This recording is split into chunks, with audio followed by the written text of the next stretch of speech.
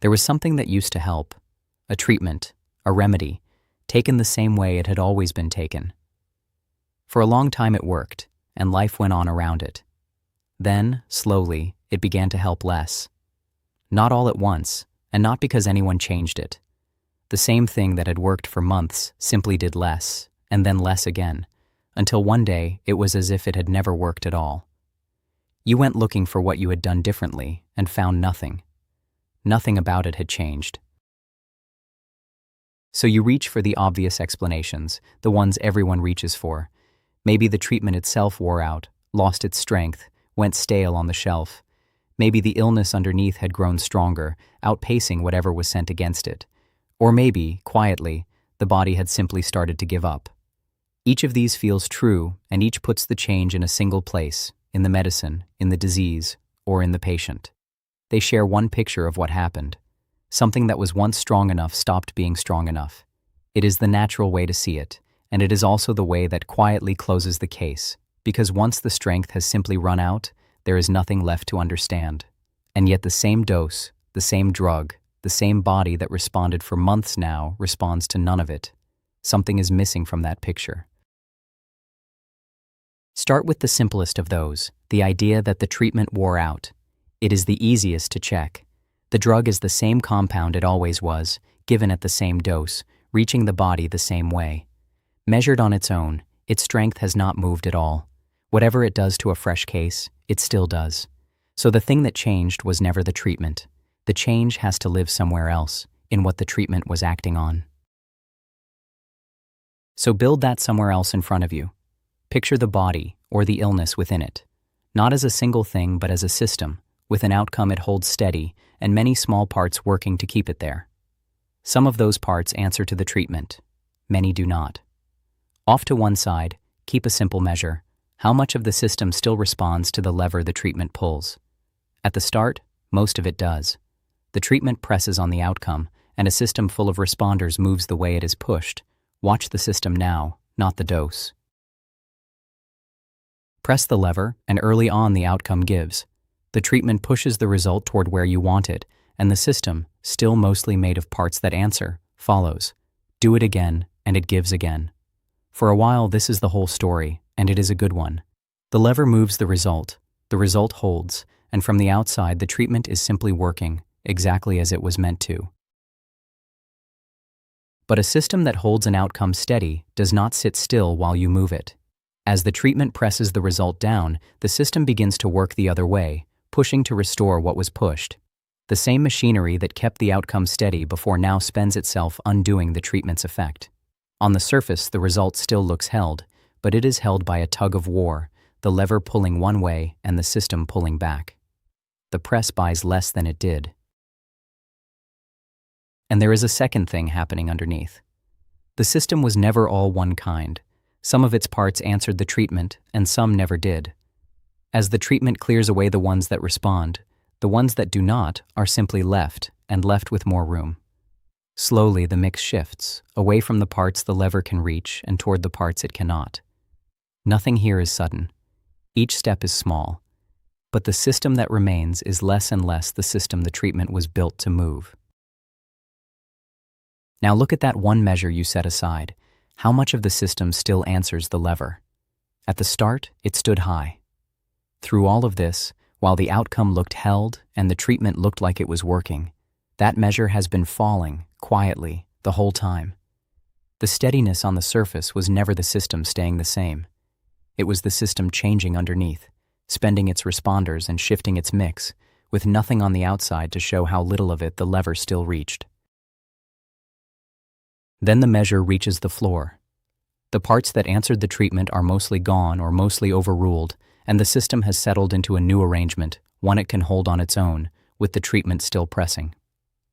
Press the lever now. Press it as hard as before, with the same drug at the same dose. The outcome does not move.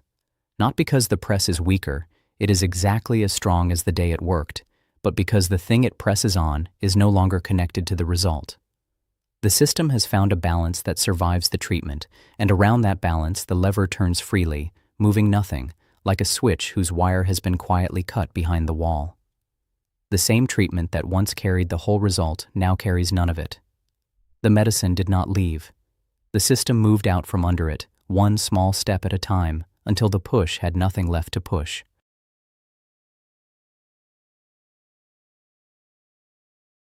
To see that it is the system and not the drug, take the very same treatment, untouched, and bring it to a fresh case, one that has not been through any of this. It works, fully, the way it did at the beginning. The compound did not know it had failed anywhere, because it had not. Bring it back to the changed system, and again, it does nothing. Same lever, two systems. The only thing that differs between the case it moves and the case it cannot is how far each one has already shifted.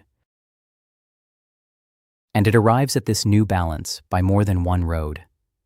In some systems, the pushback does most of the work, the machinery restoring the outcome faster than the treatment can lower it. In others, the shifting mix does it, the unreached parts crowding out the rest. Often both run together. Either way, the destination is the same, a system the lever no longer moves. Lift the treatment, and what happens next depends on the system. Some drift back toward where they began, the old mix slowly returning. Others hold their new shape, rebuilt around the pressure, and do not come back at all. Pull the whole picture together. A system pressed on one lever, working to restore what is pushed, its mix shifting away from the parts that answer, its response falling unseen, until it settles where the lever moves nothing. You have been watching a single process the whole way through, a system changing its own state in answer to a sustained pressure, until that pressure no longer reaches the result. That process is what we will call adaptation. It is no failure of the treatment and no surrender by the body, only a system finding a new place to stand. Hold the two ways of watching side by side. Watch only the outcome, the number that matters, and you see a treatment that worked and then, for no visible reason, stopped, as if it had quietly worn out. Watch the system instead, the falling response and the shifting mix, and you see the ending coming from a long way off, step by step, in plain view. Same case, same months. One way of looking finds a mystery and a failure. The other finds a process, ordinary and gradual, that was legible the whole time. The gap between them is the whole confusion. Stay with the moment the lever goes slack. By every appearance, this is the treatment giving out, the drug spent, the case lost. But nothing about the medicine has changed, and nothing here is luck or mystery or the body choosing to quit. The drug is as strong as it ever was.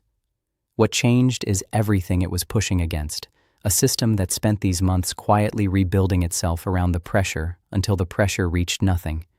The treatment never failed. The system moved.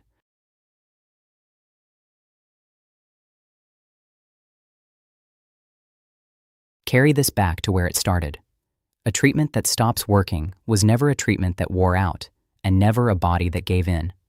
What it shows is the visible edge of a system that has been moving the whole time. So the thing to read was never the dose, or the date the effect faded. It was the system underneath, how far it had already shifted, how much of it the lever could still reach, long before the day the outcome finally refused to move.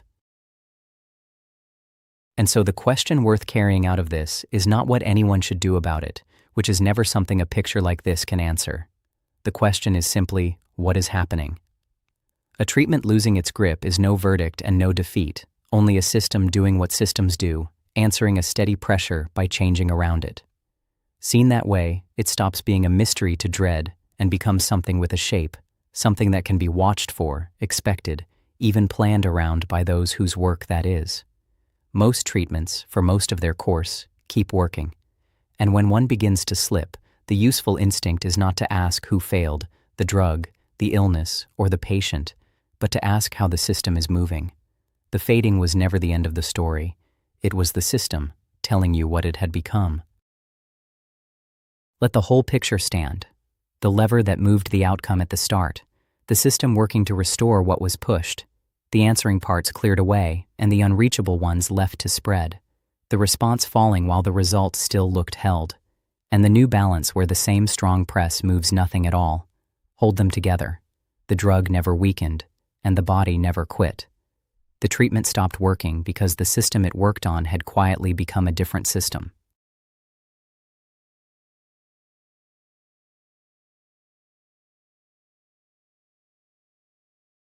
A treatment can lose its hold without ever losing its strength once you see the system shifting beneath it. And a system that answers one pressure by moving around it raises a harder question still.